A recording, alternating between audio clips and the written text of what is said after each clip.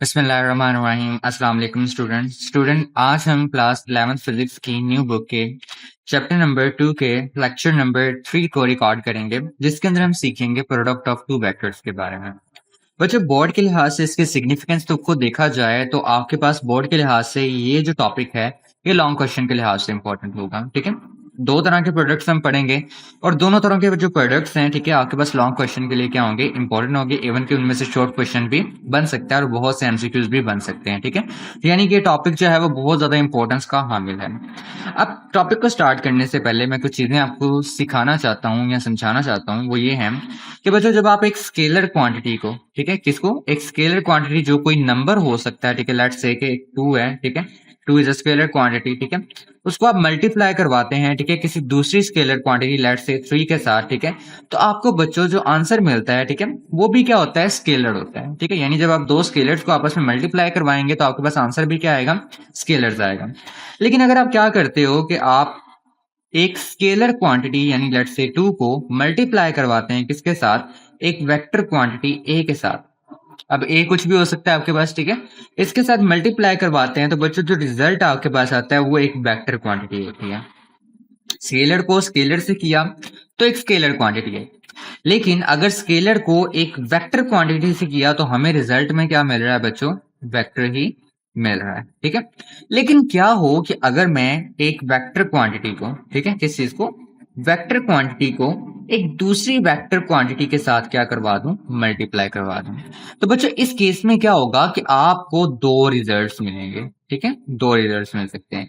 एक आपके पास आ सकती है स्केलर क्वांटिटी, ठीक है, जब आप वेक्टर को वेक्टर से मल्टीप्लाई करवाएंगे तो आपके पास एक क्या आ सकती है, स्केलर क्वांटिटी आ सकती है। ठीक है, जबकि दूसरी आपके पास क्या आ सकती है, वेक्टर क्वांटिटी आती है। ठीक है, सो इसीलिए हमने कहा कि प्रोडक्ट ऑफ टू वेक्टर्स, ठीक है, हम इसको क्लासिफाई करेंगे दो पार्ट्स के अंदर यानी दो टाइप्स के अंदर। ठीक है, कि हमारे पास दो, there are two types of vector multiplication. ठीक है, हमारे पास दो टाइप्स हैं वेक्टर मल्टीप्लिकेशन की। एक को हम नाम देंगे बच्चों स्केलर और डॉट प्रोडक्ट का, जबकि दूसरी को हम नाम देंगे वेक्टर और क्रॉस प्रोडक्ट का। ठीक है, क्यों, क्योंकि हमारे पास जब हम वेक्टर को वेक्टर से मल्टीप्लाई करवा रहे हैं तो हमारे पास एक तरफ स्केलर क्वांटिटी आ रही है और एक तरफ क्या आ रही है, वेक्टर आ रही है। दैट्स व्हाई मैंने पहले को क्या कहा, स्केलर और डॉट प्रोडक्ट, ठीक है, और दूसरे को हमने क्या कहा, वेक्टर और क्रॉस प्रोडक्ट। ठीक है, सो आज के लेक्चर के अंदर हम क्या करेंगे, स्केलर और डॉट प्रोडक्ट को स्टडी करेंगे और इन द नेक्स्ट लेक्चर इंशाल्लाह वी विल कवर वेक्टर और क्रॉस प्रोडक्ट।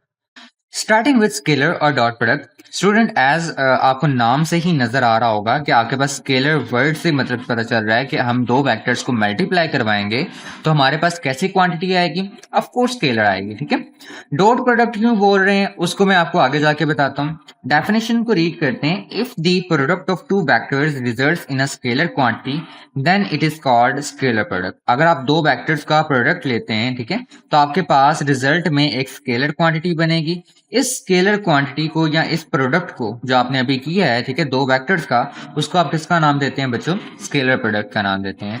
मैथमेटिकली इसको कैसे लिख सकते हैं, मैथमेटिकली बच्चों आप इसे कुछ इस तरह से लिख सकते हैं, vector A dot vector B is equal to A B cos of theta. Simply आपने क्या करना है, दोनों वेक्टर्स का आपस में डॉट प्रोडक्ट ले लेना है। ये देखें दरमियान में एक छोटा सा डॉट आपको नजर आ रहा होगा। ठीक है, दैट्स वाई हमने इसको क्या बोला है, डॉट प्रोडक्ट भी बोला है, क्योंकि इन दोनों वेक्टर्स का हम क्या ले रहे हैं, डॉट प्रोडक्ट ले रहे हैं। अच्छा, डॉट का मतलब भी मल्टीप्लाई हो रहे हैं। ठीक है, अच्छा, अब ये आपके पास किसके बराबर है, A B cos of theta के बराबर है। यहाँ पे बच्चों जो आपके पास ए और बी हैं, ये आपके पास क्या है, मैग्नीट्यूड है किस चीज के, वेक्टर के। ठीक है, कौन से वेक्टर के, ए वेक्टर। अच्छा, ए जो है वो मैग्नीट्यूड है किसका, वेक्टर ए का। ठीक है, और बी जो है वो मैग्नीट्यूड किसका, वेक्टर बी का। जबकि थीटा आपके पास क्या है, एंगल है इन दोनों वेक्टर्स ए और बी के दरमियान। क्लियर है बच्चों। अच्छा, अब हम क्या करेंगे, इसकी फिजिकल इंटरप्रिटेशन को देखते हैं। ठीक है, कि आपके पास फिजिकल मीनिंग क्या है आपके बेसिकली इन स्केलर प्रोडक्ट या डॉट प्रोडक्ट का, हम क्यों पढ़ रहे हैं इसको। ठीक है, उसको देखते हैं। सपोज कर लें कि मेरे पास बच्चों दो वेक्टर्स हैं। ठीक है, एक को मैंने ब्लू लाइन से ड्रॉ किया और दूसरे को मैंने क्या किया, रेड लाइन से ड्रॉ किया है। ठीक है, सो जो हमारे पास ब्लू लाइन से ड्रॉ है, ठीक है, इसको हम वेक्टर ए कह देते हैं और जो रेड लाइन से ड्रॉ है उसको हम क्या बोल देते हैं, वेक्टर बी बोल देते हैं। सो अगर मुझे सबसे पहले इनकी फिजिकल इंटरप्रिटेशन चेक करनी है तो मैं क्या करूंगा, इनको कॉमन पॉइंट से स्टार्ट करूंगा, यानी ऐसा पॉइंट जहां से इनकी दोनों की टेल्स स्टार्ट हो रही हूँ। अभी तो आप देखें इसकी टेल यहाँ पर, इसकी टेल यहाँ पर है। आप इसको उठा के कहाँ ले आए, इसकी टेल के ऊपर ले आए, ठीक है। तो आपके पास ये दोनों क्या हो जाएंगे, एक कॉमन पॉइंट यानी ओरिजिन पे आ जाएंगे। ओके स्टूडेंट, इन दोनों को मैंने क्या किया, एक कॉमन पॉइंट पे बना दिया, ठीक है। यहाँ पे आपका वेक्टर ए, ठीक है, और ये आपका vector B. So physical significance क्या है आपके पास डॉट प्रोडक्ट की, तो मैं देखिए मैंने यहाँ पे कुछ साथ में लिखा हुआ है, ठीक है। ए डॉट बी आपके पास इसके बराबर है A into projection of B on A. अब वेक्टर बी का क्या करें, जहां पर वेक्टर बी का एरो है, ठीक है, उससे बिल्कुल एक परपेंडिकुलर ड्रॉ करें, कहां पर, नीचे की तरफ, ठीक है। जो यहाँ पर ए के ऊपर क्या है, बिल्कुल परपेंडिकुलर है, यानी ए के ऊपर क्या करें, 90 डिग्री का एंगल बनाए। एक तरह से आप बच्चों क्या कर रहे हैं, आप वेक्टर बी का प्रोजेक्शन यानी साया बना रहे हैं किसके ऊपर, ए के ऊपर। सो बेसिकली डॉट प्रोडक्ट के अंदर हम क्या करते हैं कि हम देखते हैं कि आपके पास जो एक वेक्टर है, ठीक है, वो दूसरे वेक्टर के अलावा कितना मूव कर रहा है, ठीक है। सो इस चीज को हम क्या करते हैं, डॉट प्रोडक्ट के अंदर देखते हैं। या ज्यादा सिंपल वर्ड्स में अगर आपको बताया जाए तो ये है कि आपके पास ये ऊपर मैंने projection of B on A लिखा था, नीचे मैंने लिखा है कि magnitude of component of B in the direction of A. आप ये चीज चेक करते हैं कि आपके पास कौन सा कंपोनेंट है बी का जो ए के अलोंग क्या कर रहा है, मूव कर रहा है। यानी उसके लिए मुझे क्या करना पड़ेगा, आपके वेक्टर बी को रिजॉल्व करना पड़ेगा उसके रेक्टेंगुलर कंपोनेंट्स के अंदर, ठीक है। सो आपको पता है कि हम पिछले लेक्चर के अंदर डिस्कस कर चुके हैं कि आपके पास जो एक्स एक्सिस के अलोंग आपके पास कंपोनेंट आता है वो बी कॉस थीटा के बराबर होगा, ठीक है। और जो वाई एक्सिस के अलोंग आएगा वो किसके बराबर होगा, बी साइन थीटा के बराबर होगा। अब जो एक्स एक्सिस के अलोंग आ रहा है बच्चों, वो मैंने यहाँ पे ड्रॉ कर दिया, वो बी कॉस ऑफ थीटा है। जबकि आपके पास ये वाला जो होगा, ये आपके पास क्या होगा, बी साइन ऑफ थीटा होगा। तो मैं यहाँ पे लिख देता हूँ बी साइन ऑफ थीटा। अब बच्चे सवाल ये करते हैं कि सर आपको कैसे पता चला ये बी साइन ऑफ थीटा आएगा। बच्चों आपने याद रखना है कि हाइपोटेनियस के सामने जो साइड आती है, ठीक है, ये ट्रायंगल बन रही है ना इस तरह से, तो हाइपोटेनियस के सामने जो साइड आती है, ठीक है, वो आपके पास हमेशा परपेंडिकुलर होती है, और परपेंडिकुलर आपके पास वाई एक्सिस ही कंसीडर किया जाता है, ठीक है। सो ये क्या आ जाएगा, बी साइन ऑफ थीटा आ जाएगा। अब देखें कौन सा कंपोनेंट जो है, अच्छा ये एक कंपोनेंट, ये एक, और ये दूसरा कंपोनेंट। अब आप देखें कौन सा कंपोनेंट ए के अलोंग है, ठीक है। तो आप देख पा रहे हैं बी कॉज ऑफ थीटा जो है वो किसके अलोंग है, ए के अलोंग है, या ए की डायरेक्शन के अंदर है, ठीक है। सो ये इसीलिए मैंने लिखा कि magnitude of component of B in the direction of A. तो हम क्या करेंगे कि यहाँ पर किसको लिखेंगे, बी कॉज ऑफ थीटा को लिखेंगे, बी साइन ऑफ थीटा को नहीं लिखेंगे। सो मैंने मल्टीप्लाई करवाया इनको, तो ए डॉट बी किसके बराबर आ गया, A B cos of theta के बराबर आ गया। सिमिलरली बच्चों आप यही काम क्या कर सकते हैं, वेक्टर ए के लिए कर सकते हैं, क्या उसका प्रोजेक्शन किसके ऊपर ड्रॉ करें, बी के ऊपर। अब वो कैसे ड्रॉ होगा, कि आपके पास ये वेक्टर ए है, ठीक है, इसकी भी एरो से क्या करें, परपेंडिकुलर ड्रॉ करें किसके ऊपर, वेक्टर बी पे, जो इसके साथ क्या करें, 90 डिग्री का एंगल बनाए, ठीक है। सो ये हमारे पास आ गया प्रोजेक्शन किसका, ए का ऑन बी। अब हमने भी यहाँ पे क्या देखना है, दोबारा से हमने देखना है कि कौन सा आपके पास कंपोनेंट है, ठीक है, वेक्टर ए का जो बी के अलोंग मूव कर रहा है। तो आपके पास ये ट्राइंगल कुछ इस शेप में बन रही है कि ये आपके पास ऑफ कोर्स ये लाइन जो है परपेंडिकुलर लाइन है, ठीक है, ये आपकी बेस लाइन है, और ये आपकी क्या होगी, हाइपोटेनियस होगा। तो हाइपोटेनियस के सामने हमेशा क्या आता है, परपेंडिकुलर आता है, ठीक है, जो आपके पास क्या आपको आंसर देगा, ए साइन ऑफ थीटा, ठीक है। जबकि ये आपके पास क्या होगा, ए कॉस ऑफ थीटा होगा। अब देखें ए कॉस ऑफ थीटा क्या कर रहा है, वेक्टर बी के अलोंग मूव कर रहा है, ठीक है। तो हमारे पास हम क्या करेंगे, इस जगह पर किसको लिखेंगे, ए कॉस ऑफ थीटा को लिखेंगे। आप दोनों को मल्टीप्लाई करवाएं, you will get A B cos of theta. So इस तरह से बच्चों आपको इसकी फिजिकल सिग्निफिकेंस जो है वो पता चल गई होगी कि आपके पास बेसिकली ये हमें बताता है कि आपके पास एक वेक्टर का कौन सा कंपोनेंट है, ठीक है, जो दूसरे वेक्टर की डायरेक्शन में क्या कर रहा है, मूव कर रहा है। क्लियर है बच्चों। अच्छा इसकी हम क्या करते हैं, कुछ एग्जांपल्स जो हैं वो स्टडी कर लेते हैं। जैसे सबसे पहले आपके पास एग्जांपल जो बच्चों लिखी गई है वो है वर्क डन, ठीक है। वर्क डन को देख लेते हैं बच्चों। वर्क डन आपके पास उससे पहले मैं डायग्राम समझा देता हूँ। लेट्स से कि मास m है आपके पास, ठीक है, कोई ब्लॉक है जिसके ऊपर आप फोर्स F लगा रहे हैं, ठीक है, इस डायरेक्शन के अंदर। तो वो क्या कर रही है, डिस्प्लेसमेंट मूव कर रही है बिल्कुल स्ट्रेट पाथ के अंदर, ठीक है। सो अगेन जैसे हम ऊपर डिस्कस करके आए हैं कि हमने देखना होता है कि हमारे पास बेसिकली हमारी जो लेट्स से कि यहाँ पे जो फोर्स है, ठीक है, उसका कौन सा कंपोनेंट है जो आपके पास डिस्प्लेसमेंट के अलोंग क्या कर रहा है, मूव कर रहा है। तो हम क्या करेंगे, फोर्स को रिजॉल्व करेंगे उसके रेक्टेंगुलर कंपोनेंट्स के अंदर। तो एक मैंने यहाँ पे रिजॉल्व किया हुआ है कि जो एक्स एक्सिस के अलोंग आता है, ठीक है, और दूसरा आपके पास बच्चों क्या आएगा, जो वाई एक्सिस के अलोंग आएगा। जो वाई एक्सिस के अलोंग आएगा, ठीक है, उसे हम क्या बोलेंगे, F sine of theta. As you can see कि हमारे पास जो आपका फोर्स का जो एक्स एक्सिस यानी हॉरिजॉन्टल कंपोनेंट है, ठीक है, वो क्या कर रहा है, आपके पास डिस्प्लेसमेंट की डायरेक्शन में मूव कर रहा है। दैट्स वाई हम यहाँ पे किसका इस्तेमाल कर रहे हैं, एफ कॉज ऑफ थीटा का इस्तेमाल कर रहे हैं, और साथ में डिस्प्लेसमेंट है आपके पास, ठीक है। क्या आ जाएगा, F T cause of theta. अगर मैं इसको वेक्टर नोटेशन में लिखूं तो मैं इसे क्या लिख सकता हूँ, F dot D. F dot D किसके बराबर है, F D cause of theta. यानी जब आप डॉट को खत्म करते हैं तो आपके पास क्या आएगा, कॉज ऑफ थीटा आएगा, और इन वेक्टर्स का मैग्नीट्यूड आ जाएगा जो आपस में मल्टीप्लाई हो रहा है। ये किसके बराबर है, वर्क डन के बराबर है। एक और चीज चेक करें कि जब मैंने दो वेक्टर्स को आपस में मल्टीप्लाई करवाया है तो मेरे पास रिजल्ट क्या है, एक स्केलर क्वांटिटी आई है, ठीक है। Work done is a scalar quantity. इसी तरह बच्चों आपके पास जो पावर है, पावर में देखें तो आपके पास पावर का फॉर्मूला क्या होता है, एफ डॉट वी होता है, ठीक है। अब देखें, F is a vector quantity and v is also a vector quantity। तो जब ये दोनों मल्टीप्लाई हुई तो मेरे पास क्या है, ये एक स्केलर क्वांटिटी है। देखिए मैंने इसके ऊपर एरो नहीं लगाया, तो that's why it's a scalar quantity. Electric flux की बात की जाए बच्चों, तो इलेक्ट्रिक फ्लक्स में देखें, ये आप इलेक्ट्रिसिटी एंड मैग्नेटिज्म में पढ़ेंगे। आपके पास electric field is a vector quantity, area vector area is a vector quantity, ठीक है। तो इन दोनों का जब आप डॉट प्रोडक्ट लेते हैं तो आपके पास एज अ रिजल्ट एक स्केलर क्वांटिटी आती है विच इज इलेक्ट्रिक फ्लक्स, ठीक है। इसको भी हम क्या लिख सकते हैं, phi E is equal to E A cos of theta.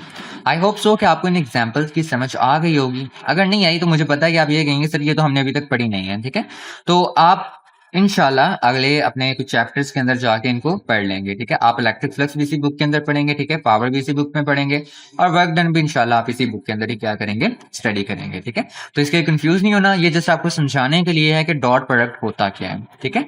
So dot product के आई होप सो आपको यहाँ तक जो है वो समझ आ गई होगी। आगे हम देखते हैं बच्चों इसकी कुछ कैरेक्टरिस्टिक्स को जो कि लॉन्ग के लिहाज से बहुत इंपॉर्टेंट होती हैं। बच्चों सबसे पहली कैरेक्टरिस्टिक इसकी क्या है, आपके पास the scalar product is commutative. क्या आपके पास जो स्केलर प्रोडक्ट आप लेते हैं वो क्या है, कम्यूटेटिव है, ठीक है। अब कम्यूटेटिव से क्या मुराद है कि लेट्स से मैं ए डॉट बी फाइंड करता हूं तो वो क्या आता है, A B cos of theta आता है, हम पीछे सीख चुके हैं। अगर मैं बी डॉट ए निकालता हूं तो वो क्या आएगा, B A cos of theta आएगा।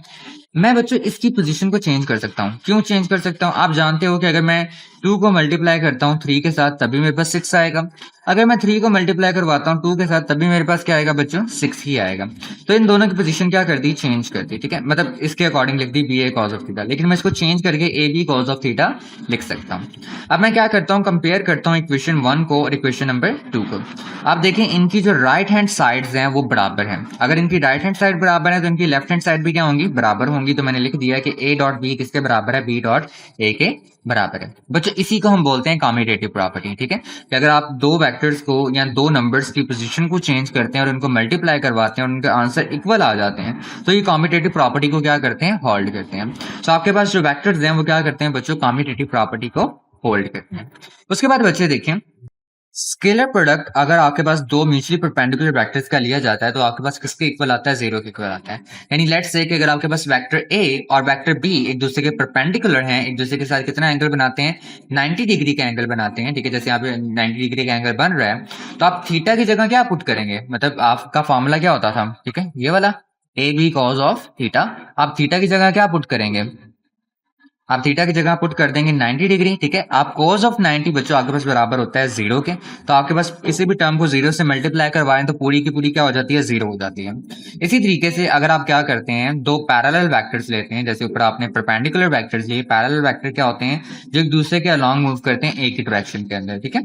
सो बेसिकली जैसे ये दो वेक्टर्स हैं ए और बी आपके पास एक दूसरे के पैरेलल हैं, ठीक है। तो इनके दरमियान में जो एंगल आपके पास बच्चों बनता है थीटा, वो आपके पास कितना है, 0 डिग्री है, ठीक है। सो मैं यहाँ पे जब थीटा की जगह 0 डिग्री पुट करूंगा तो आपको पता है cos ऑफ 0 हमारे पास इसके बराबर होता है, 1 के बराबर होता है। और 1 को किसी भी क्वांटिटी से मल्टीप्लाई करवाएं तो आपके पास वो अनचेंज ही रहती है, ठीक है, वैसे ही लिखी ली जाती है। उसके बाद बच्चों आपके पास क्या आता है, फॉर एंटी पैरेलल, ठीक है। अगर आपके पास दो वेक्टर्स एक दूसरे के एंटी पैरेलल हैं, यानी जैसे एक वेक्टर ए इस डायरेक्शन में मूव कर रहा है तो दूसरा वेक्टर बिल्कुल उसके ऑपोजिट जा रहा है, तो इस केस में इन दोनों के दरमियान में जो आपके पास थीटा बनता है, ठीक है, वो कितने के बराबर होता है, 180 डिग्री के बराबर होता है। तो यहाँ पे हम क्या पुट कर देंगे, 180 डिग्री, ठीक है। cos 180 आपके पास किसके बराबर होता है, ये बराबर होता है -1 के। तो आपके पास आंसर क्या आएगा बच्चों, -AB। सो अगर आपसे एमसीक्यू पूछ लिया जाता है कि बताएं कि आपके पास दो वेक्टर्स का जो डॉट प्रोडक्ट है वो कब जीरो होता है, तो आपने साफ तौर पे बताना है कि कब होता है, जब आपके पास दो वेक्टर्स एक दूसरे के म्यूचुअली क्या हो, परपेंडिकुलर हो, ठीक है। कब आपके पास वो क्या होता है, मैक्सिमम होता है। तो मैक्सिमम कब होता है बच्चों, जब आपके पास दो वेक्टर्स एक दूसरे के क्या हों, पैरेलल हों। और एंटी पैरेलल कब होता है, या ये कह लें कि नेगेटिव कब होता है आपके पास डॉट प्रोडक्ट, तो उस केस में होता है जब दो वेक्टर्स एक दूसरे के क्या हों, एंटी पैरेलल हों, तब उस केस में आपके पास जो डॉट प्रोडक्ट आएगा वो क्या आएगा, वेक्टर्स आएगा। ठीक है। अच्छा बच्चों, अगर हम सेल्फ प्रोडक्ट लेते हैं, कोई वेक्टर ए लें, ठीक है, तो उसका क्या ले लें, हम सेल्फ प्रोडक्ट ले लें। जैसे मेरे पास ये वेक्टर ए है और ये दोनों एक दूसरे के अलॉन्ग मूव कर रहे हैं, क्योंकि हमने सेम वेक्टर्स का है ना, एक वेक्टर ए है तो दूसरा भी ए है, ठीक है, दोनों एक ही डायरेक्शन में मूव कर रहे हैं। उनका हम डॉट प्रोडक्ट लें तो हम इनके किसके बराबर होगा, इनके मैग्नीट्यूड के मल्टीप्लिकेशन के। ठीक है। और इनके दरमियान में एंगल जो आ रहा है, ठीक है, एंगल कितना आ रहा है, ऑफ कोर्स थीटा हमारे पास 0 डिग्री आ रहा है, तो कॉस ऑफ 0 हमारे पास बच्चों किसके बराबर होता है, हमने ऊपर पढ़ा है किसके बराबर होता है, कॉस ऑफ 0 1 के बराबर होता है। तो इसकी जगह 1 आ जाएगा। ठीक है। और जब आप सेम वेक्टर्स को या सेम नंबर्स को, ये वेक्टर्स नहीं रहे, अब ये मैग्नीट्यूड है, तो आपके पास इनको मल्टीप्लाई करवाएंगे, आपके पास क्या आ जाएगा, ए स्क्वायर आ जाएगा। ठीक है। सो आपके पास सेल्फ प्रोडक्ट, ठीक है, दो सेम वेक्टर्स का जो सेल्फ प्रोडक्ट है, ठीक है, वो किसके बराबर है, ठीक है, वो आपके पास बराबर है square of the magnitude of the vectors. ठीक है। सो आई होप सो कि आपको यहां तक की जो कैरेक्टरिस्टिक्स हैं वो समझ आ गई होंगी। आगे वाली कैरेक्टरिस्टिक थोड़ी सी इंपॉर्टेंट है, तो उस पर आपने ध्यान देना है अच्छे तरीके से। अच्छा आए उसको भी देखते हैं। अच्छा वैसे लास्ट प्रॉपर्टी के अंदर हमने क्या करना है, सेल्फ प्रोडक्ट निकालना है दो वेक्टर्स का ए और बी का in term of their rectangular components. ठीक है। उनके रेक्टेंगुलर कंपोनेंट्स के अंदर हमने क्या करना है, इनका सेल्फ प्रोडक्ट निकालना है। अच्छा इसको करने से पहले आपको कुछ चीजें सीखना बहुत जरूरी है। यूनिट वेक्टर बच्चों आपको जानना जरूरी है। ठीक है। यूनिट वेक्टर क्या होता है, आपकी स्क्रीन पर मैं डेफिनेशन शो करवा देता हूँ, ठीक है, और वैसे बोल भी देता हूँ कि आपके पास जो यूनिट वेक्टर है वो एक ऐसा वेक्टर होता है जिसका मैग्नीट्यूड 1 होता है, जिसका मैग्नीट्यूड क्या होता है, 1 होता है, बट उसकी जो डायरेक्शन होती है, ठीक है, वो फिक्स्ड होती है, किसी एक खास पोजीशन के अंदर होती है। ठीक है। अच्छा मैंने आपके सामने यहाँ पर देखें ड्रॉ किया हुआ है कार्टेशियन कोऑर्डिनेट सिस्टम, ठीक है, जिसको आप रेक्टेंगुलर कोऑर्डिनेट सिस्टम भी कहते हैं, जिसमें एक आपके पास एक्स एक्सिस है, दूसरा वाई एक्सिस है, और तीसरा आपके पास क्या है, जी एक्सिस है। अब ये जो तीनों एक्सिस हैं एक दूसरे के क्या हैं, परपेंडिकुलर है, यानी एक दूसरे के साथ क्या कर रहे हैं, 90 डिग्री का एंगल बना रहे हैं। सो हमारे पास जो यूनिट वेक्टर हैं, ठीक है, वो इनके अलोंग ही ड्रॉ किए जाते हैं। जैसे एक्स एक्सिस है तो उसके अलोंग क्या आएगा, आई यूनिट वेक्टर आएगा, वाई एक्सिस है तो उसके अलोंग क्या आएगा, जी आएगा, जी एक्सिस है तो उसके अलोंग क्या आएगा, के आएगा। ठीक है। सो इनकी कुछ प्रॉपर्टीज मैं चाहता हूं कि आप लोग सीख लें, वो ये है कि अगर मैं ए यूनिट वेक्टर का डॉट प्रोडक्ट लेता हूं किसके साथ, जे यूनिट वेक्टर के साथ, ठीक है, तो मेरे पास क्या आएगा, यानी देखें I dot J cause of, यहाँ पे थीटा क्या लिखूं, ऑफ कोर्स आप देख पा रहे हो कि आई और जे के दरमियान में एंगल कितना है, 90 डिग्री, तो 90 डिग्री पुट करेंगे यहाँ पे, आप कोस 90 क्या होता है, 0, और कोई भी टर्म 0 से मल्टीप्लाई होकर आंसर क्या देती है, 0 देती है। सो आई डॉट जे बच्चों आपके पास इसके बराबर आएगा, 0 के बराबर आएगा। सिमिलरली बच्चों आपके पास जैसे आई डॉट जे है, ठीक है, इसी तरीके से आपके पास जे डॉट के या फिर के डॉट आई, ये आपको आंसर किस में देने वाले हैं, 0 के अंदर देने वाले हैं। क्लियर है। ठीक है। अच्छा अगर लेट्स से कि मेरे पास एक वेक्टर है, ठीक है, एक्स एक्सिस के लॉन्ग है, तो उसका यूनिट वेक्टर आई होगा। एक दूसरा वेक्टर भी आपके पास एक्स एक्सिस के लॉन्ग आता है, उसका यूनिट वेक्टर भी क्या है, आई है, यानी आई डॉट आई आ जाता है। ठीक है। तो इस केस में देखें आपके पास आई इंटू आई, आपके पास क्या आएगा, कॉस ऑफ थीटा। अब थीटा देखें क्या आएगा, अगर एक वेक्टर जो है वो इस डायरेक्शन में और दूसरा भी इसी डायरेक्शन में आ रहा है एक्स एक्सिस में, उसका यूनिट वेक्टर भी आई है, इसका यूनिट वेक्टर भी आई है, तो दोनों एक दूसरे के क्या है, पैरेलल है, तो यहाँ पे एंगल क्या बनेगा बच्चों, 0 डिग्री बनेगा। ठीक है। और कॉस ऑफ 0 आपके पास इसके बराबर होता है, 1 के बराबर होता है। ठीक है। सो यहाँ पर हम क्या पुट कर देंगे, 1 पुट कर देंगे। ठीक है। एक तरह से हमने अभी बोला था कि यूनिट वेक्टर क्या होता है, उसका मैग्नीट्यूड 1 होता है, तो इनका वेक्टर भी मैग्नीट्यूड भी क्या आएगा, 1 आएगा, और कॉस ऑफ 0 भी क्या है, 1 है, तो ये हमारे पास किसके बराबर आएगा, 1 के बराबर आएगा। यानी अगर मेरे पास आई डॉट आई हो, जे डॉट जे हो, या के डॉट के हो, तो इन तीनों के केसेस में मुझे आंसर क्या मिलने वाला है, 1 मिलने वाला है। लेकिन अगर डिफरेंट प्रोडक्ट हो रहे हैं, ठीक है, डिफरेंट यूनिट वेक्टर्स का आपस में प्रोडक्ट हो रहा है, तो उस केस में आंसर बच्चों क्या आएगा, 0 आएगा। तो ये चीज आपने क्या रखनी है, याद रखनी है। ठीक है। अब लेट से चूंकि मैं यहाँ पे क्या करने जा रहा था, सेल्फ प्रोडक्ट निकालने जा रहा था दो वेक्टर्स का, जो कि उनके रेक्टेंगुलर कंपोनेंट की टर्म्स के अंदर, ठीक है, तो मैं यहाँ पर पहले क्या करूंगा, इन वेक्टर्स को इनके रेक्टेंगुलर कंपोनेंट की फॉर्म के अंदर लिखूंगा। जैसे लेट से मेरे पास वेक्टर ए है बच्चों, जो किसके बराबर आएगा, ठीक है, A x I plus A Y J plus A z के। अब देखें ये आपके पास x कंपोनेंट है, और किसके यूनिट वेक्टर क्या आएगा, इसके साथ i आएगा, क्योंकि x के लॉन्ग क्या आएगा, unit vector i, y component है तो उसके लॉन्ग क्या आएगा, j, और z कंपोनेंट है तो उसके साथ क्या आएगा, k आएगा। इसी तरीके से आप क्या करेंगे बच्चों, b के लिए लिखेंगे। ठीक है। वो क्या आपके पास आएगा, bx i plus B y J plus B z K. Clear है बच्चों? ठीक है। अब आपने इनका क्या निकालना है बच्चों? डॉट प्रोडक्ट निकालना है। ठीक है, तो मैं डॉट प्रोडक्ट यहाँ पे ना नीचे फाइंड आउट कर देता हूँ। So A dot B is equal to A x I plus A y J plus A z K dot B x I plus B y J plus D z K. तो इनका dot product निकालते हैं। ठीक है, dot product किस तरह से निकलेगा कि आई वाली वैल्यू को आई से मल्टीप्लाई करवा दें। क्यों? क्योंकि हम जानते हैं कि आई को आई से करेंगे तो 1 आएगा, लेकिन अगर मैं आई वाली को जे से मल्टीप्लाई करूंगा तो आपके पास क्या आएगा? ऑफ कोर्स 0 आंसर आएगा। ठीक है, क्योंकि आई डॉट जे किसके बराबर था? 0 के बराबर था। हमने ऊपर पढ़ लिया। अच्छा बच्चों, हम इसको ना थोड़ा सा डायरेक्ट वे में कर सकते हैं। ठीक है, वो ये है कि मैं एक्स कंपोनेंट वाली वैल्यू को एक्स के साथ मल्टीप्लाई करूंगा तो मेरे पास क्या आएगा? A X B x.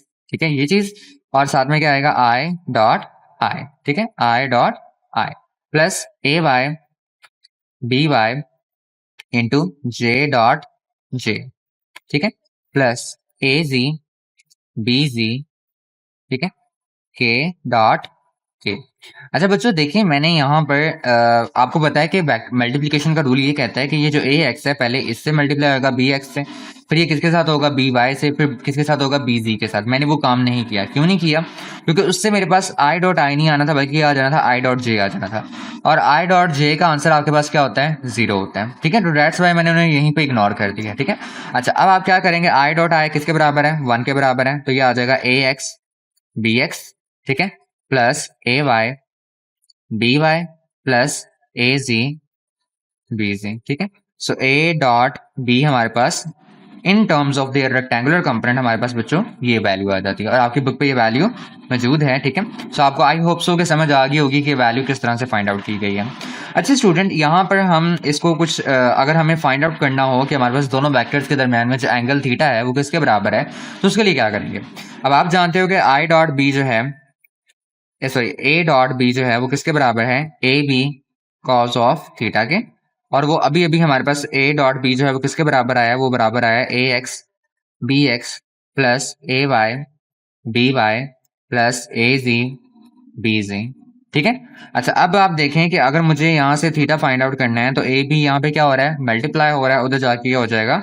Divide हो जाएगा। तो कॉस ऑफ थीटा किसके बराबर आ जाएगा बच्चों? It will be equal to A X B X plus A Y B Y plus A ji B Z divided by A B. ठीक है, यहाँ पे ए बी क्या हो रहा था? मल्टीप्लाई हो रहा था, इधर आके क्या हो गया? डिवाइड हो गया। नाउ मुझे थीटा फाइंड करना है, तो जो कोस का फंक्शन है यहाँ पर बच्चों, ये आपके पास अगर दूसरी साइड पे इक्वेशन के लेके जाऊंगा तो क्या हो जाएगा? इनवर्स हो जाएगा। So theta will be equal to cos of inverse. ठीक है, A X B X plus A Y B Y plus A ji B Z over A. Clear है बच्चों? इस तरीके से हम क्या कर सकते हैं? दो वेक्टर्स के दरम्यान में जो एंगल थीटा है वो फाइंड आउट कर सकते हैं। ठीक है, सो यहाँ तक आपकी कैरेक्टरिस्टिक थी। होप सो कि आपको लेक्चर जो है वो समझ आ गया होगा। अगर आपको वीडियो अच्छी लगी है तो अपने चैनल को सब्सक्राइब करना है, वीडियो को लाइक करना है, और अपने क्लास 11 के फ्रेंड्स के साथ जरूर शेयर करना है। अल्लाह हाफिज स्टूडेंट्स।